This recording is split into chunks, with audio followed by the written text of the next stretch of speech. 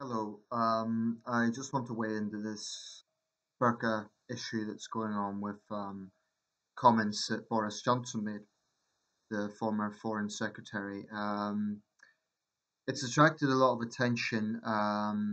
Some might say it's overblown attention, but I do think it's important that we look at the issues around this because I think um, one thing that this has done is open up the debate again.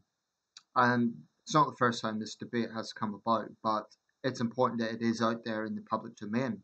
So, if nothing else, that's something good that Boris Johnson has done with his comments, generated the debate.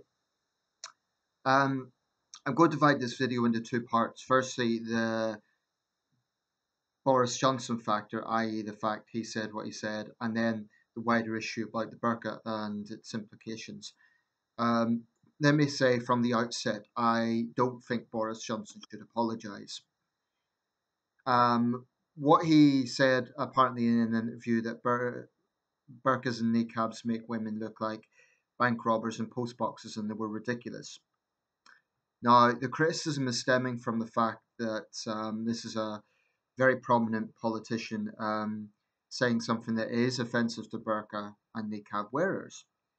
Um, by the way, that's incense if you're wondering. Helps me to relax. Um, so is it offensive to burqa and niqab wearers? Yeah, it is. But I think if you're in public life, it is almost impossible not to offend somebody at some point. Boris Johnson has long had a reputation for being quite outspoken and politically incorrect. And I think that is one of the reasons why he has generally been a pretty popular figure by the standard of politicians. In this country, people love to complain about politicians, but Boris Johnson has always been seen as a bit of a rebel, a bit of a renegade. Um, could he have chosen better words? Could he have said it in a different way? Maybe. Maybe there is an argument that someone in his position should be a little bit more responsible with words. But even if he chose different words, the principle of his argument is right. And I think he was only saying what most people, or many people certainly, are thinking. That's why the overwhelming responses online have been in support of Boris Johnson. Of course, there's been virtue signalling. Theresa May, Brandon Lewis, Baroness Varzi, Nicola Sturgeon, and a host of other politicians have lined up to say how outraged they are and how awful it is, and Johnson should immediately apologise. There have been calls for the whip to be taken away from him, which would basically mean he loses his privileges as a member of the Conservative Party. Um, it has been alleged that this is opportunism. That might be true. Politics is power, and opportunism in politics is as old as time. So, yes, there might be opportunism on Johnson's part. Some are even saying he's doing a British Donald Trump. I don't know about that because actually, what he also said in the interview is that he didn't support a full ban. This was in reference to what's been going on in Denmark recently. Johnson doesn't actually support a full ban. That's the irony about this. There's all this backlash about him being Islamophobic, which is a point I'll address, but he doesn't actually support a full ban anyway. But he is saying that he thinks they look ridiculous. Now, people are saying this is kind of him degrading these women. Well, you really need to look into the philosophy behind the burqa if you want to go down that line of it's insulting to them, because there's some very regressive mentalities that are being used to advocate this. And it's an aspect of the debate I feel is always overlooked. Whenever we hear this debate, and it isn't the first time, like I say, this situation with Boris Johnson has highlighted it, um, we hear the issue about, oh, it's their choice, so let them get on with it. Except that there is a lot more to it than that. There's a lot of things that can be considered. Okay, let's consider the choice factor. Let's say these women are choosing to wear it. Therefore, the argument is, well, if we are really a society that believes in liberty, they should be allowed to wear it. I do appreciate the difficulties of banning it. I appreciate the situation, that the contentions that would come with that. People would say it's hypocritical if the West is talking about liberty, and then we tell women what to wear if they're making the choice. Firstly, they insist it is their choice, and maybe in some cases it is, but I think Majid Nawaz made an interesting point. That's almost akin to Stockholm syndrome. I find it very hard to understand why anybody would voluntarily want to wear a garment that is so restrictive. Leaving aside all the modesty doctrines that come with it, something that needs to be discussed, there's simple practical questions. How do they eat in public? How do they communicate? These are valid questions. So when you ask these women why do they wear it, almost universally the answer is it's a modesty thing because they feel they want to protect their modesty. Almost always that is the response. Now I think that needs to be scrutinized because the implication of that mentality is that therefore other women, and they're particularly thinking of Muslim women who don't wear it, are therefore immodest. At the beginning of this year, during the protests in Iran, there was images of very brave young women removing their headscarves, risking imprisonment and harassment and worse for doing so. And yet you get virtue signaling people on the left, but actually some on the right as well. I mentioned prominent members of the Conservative Party, including the Prime Minister, rushing to condemn Boris Johnson. Where were those people when those young women were removing their headscarves? Where was the vocal support from the people who are now attacking Boris Johnson? Yes, it might be opportunism, but I think this is bigger than Boris Johnson. I think it goes beyond that. I think it is important that politicians do speak their mind.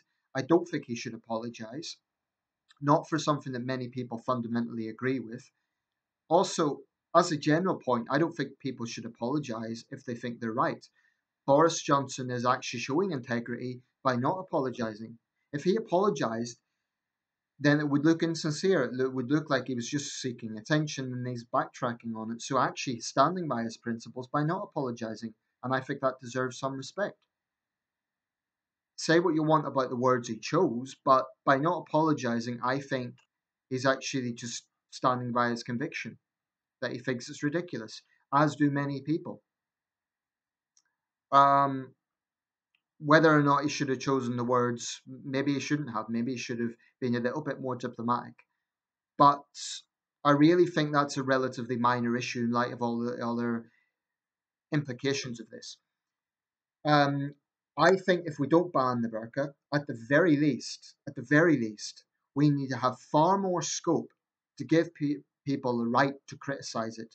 Boris Johnson has the right to criticise it. Islam is a religion. It is not a demographic insofar as it's not a race, it's not a sex, it's not sexual orientation. So the religion of the criticism of ideas must be a sacred right that people have. So if we're saying, oh, well, they've got the right to make their choice, you know what? Other people have the right to express a dislike of it. You could say they should mind their own business, but if you really want to take the argument to its extreme, i.e., well, people could do whatever they want, it seems that I came across this in a forum, and I think it's an interesting point. We talk a lot about rights of the individual, but what about the right of other people to criticize that individual? Maybe people should mind their own business. Maybe they should. But then it comes into another issue. Is this really just a personal sovereignty issue? If we were just talking about an item of clothing, that might be valid. But actually, this does involve other people, and I'm going to say why I think that's the case. Security. It is a fact that male jihadists have been known to use the burqa as a disguise. Now, you could argue that female security personnel could run them down. I don't even think that's the main issue. I think it's a general issue of communication. In our society, when you communicate with someone directly, I'm not talking about on the phone or online because I've heard that excuse used. I'm talking about directly in a shop. It's a general consideration, it's a general understanding that you need to see the person's face to know what their emotions are, to know what pitch they're taking, to know if they're happy or upset or whatever it is. Body language is very important. Now, if someone's completely covered, the only giveaway might be the tone of their voice, if you can even hear it. So I think it is also a question about respect for other people. If a woman refuses to remove her burqa, she's disrespecting the person that she's speaking to because they might not be able to hear her properly. They can't see her face. And it obviously brings about issues in places like banks, airports, and even in shops. Um, it is difficult for a shop assistant to help someone if they can't see their face and they can't see, um, for example, do you like this item? You can't see if the person's happy or not. Imagine if you're an estate agent. Oh, madam, do you like this house? You can't tell. This is a very fundamental thing. Body language is very important in open societies, transparency. There's another issue that's just come up. Nadine Dorris, who's one of the few MPs to have backed Boris Johnson, made an interesting point. How can you tell, for example, if a woman's a victim of domestic violence? In a general situation, you would see the bruises, and there'd be alarm bells, and her friends or people who are concerned could raise awareness. A woman who's wearing the burqa, you'd have no way to tell. So it makes it harder to process justice in those cases. It's hard enough as it is. But I think there are a lot of factors about the burqa that go beyond the choice of the individual. I do think it is a political statement. It's a statement of hostility towards the West. Now, I've heard people defending it, saying, "Oh, some of these women are very successful. They're lawyers, they're business women, and so on," and that might be true. But almost universally, they have ultra conservative Islamic viewpoints, and they do rigidly believe in this modesty doctrine. I think that needs to be challenged because they're not showing tolerance for women who don't have that choice. I would like to see a burqa wearer robustly go out of her way to defend her Muslim sisters who are taking off their headscarves. That's highly unlikely. Far more likely you will say, "Oh, she's shaming Islam. She's a slut." And I'm sorry to be blunt about it, but that is the mentality that is behind this. The modesty doctrine is something that needs to be scrutinized. And unfortunately, it's something that's totally left out of this debate. So that perhaps is my only criticism of Boris Johnson's words, that they tend to trivialize it a little bit, whereas there's actually very serious issues going on here. Um, I mean, to me, it is no different. I think it's worse, but I'd compare it to someone wearing a T-shirt saying "F this particular politician," or "F this political party," or even "F this group of people." When someone is wearing the burqa, that is a political statement of isolation, of polarization from Western secular values, and to claim otherwise is delusional. Um, it's no wonder that Islamists have been coming out of the woodwork to, aggressively attack Boris Johnson views and robustly defend the burqa, particularly Islamist men. Why? Because they support Islamic theocracies that do not give women a choice. So I think there's a lot of hypocrisy on this issue, and I think there's a lot of dishonesty on the issue. The debate that I've seen, most of it has been geared around individual choice. It's ignoring the wider issues. Uh, when anyone goes into an airport, they go through the security detail. If I was wearing a mask, I would be obliged to remove it. So why should a Muslim woman who's choosing to wear the burqa, why should she get special privileges in that sense? Okay, let's look at that. If she's insisting it's all about her personal choice, what about personal responsibility? Are you saying that because it's your personal choice, you can therefore do what you want, including defying society's laws? Every society has laws. If we didn't, there'd be total anarchy. So my stance on this is if it was banned, I would not bat an eyelid. I think that would be a very good thing, but I appreciate it isn't easy to do. Um, I just find it very frustrating that there is moral cowardice from people who are virtue signaling on left and right. It isn't just the left. There are people on the right who are also virtue signaling, and they're lining up to say how awful Boris Johnson is. And they're going out of their way to insist it's all about women's choice. So often, the same people will not robustly defend those women who are risking imprisonment and worse not to wear it. I mean, if you are a rational person, you cannot look at a woman wearing the burqa and think that is normal. And my concern about this is the normalization around it. I've heard regressives say, oh, Boris Johnson is normalizing Islamophobia, which is an absurd term anyway. But the real danger of normalization here is saying that there is anything normal about this medieval, backward, ridiculous garment. It's not normal. It is not simply an item of clothing. It is used to say that women must be modest, and they can only be modest by not showing themselves. It's actually insulting to men as well because it's indicating that if you men cannot see me because oh his lust will fill him up. Actually, you could argue they're flattering themselves as if every man's going to think of them in that way. But there's a lot of angles to look at with this, and what frustrates me about it is the dishonesty in the debate. And all Boris Johnson has done is said what a lot of people are thinking. I don't think he should apologise.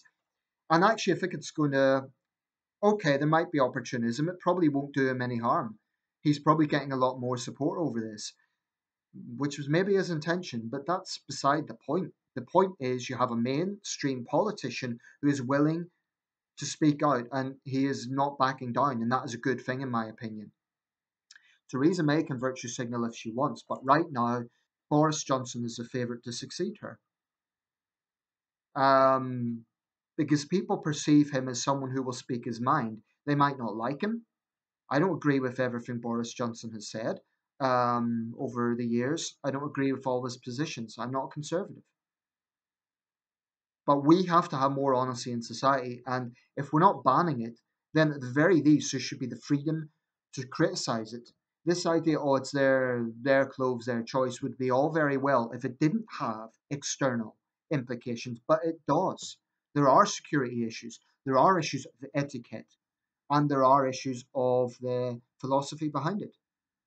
We're not just talking about an item of clothing. I think that is the most disingenuous thing about this. One more point. The claims of Islamophobia, as Baroness Varzi is now talking about, well, only a minority of British Muslim women actually wear it, so to suggest it's an attack on all Muslims is disingenuous. I notice the British Muslim Council is lining up to, you know, call out that one as if they represent all Muslims. They don't. Naz Shah MP, I notice, is calling, so did Jess Phillips. They're calling for Boris Johnson to face legal action. Jess Phillips spoke about putting him before the Equalities and Human Rights Commission. Think about that for a second. Just think about the absurdity of that. And Naz Shah, biggest hypocrite in Westminster. This is a woman who actually blamed the victims of Rotherham and Rochdale and basically said it was their own fault. She shared a post that said that, which is the same as endorsing it. She never apologised for that. She was never reprimanded for it. And now she's calling for Boris Johnson to be punished. Shame on you, Naz Shah. And shame on the other people who are virtue signalling just because they don't want to appear Islamophobic. We need to be honest about these things. I will always condemn if, for example, a burqa wearer is abused in the street or something like that. That's wrong. But that is not the issue here. The issue is politicians have to have the freedom to speak with their conscience so that people know what they stand for. It's very important. And I see zero that is positive about the burqa. It's a hideous garment. I associate with the Taliban because that's what those infamous images of Taliban whipping women. That is the burqa. There's nothing positive about this. And I think the modesty doctrines really need to be challenged.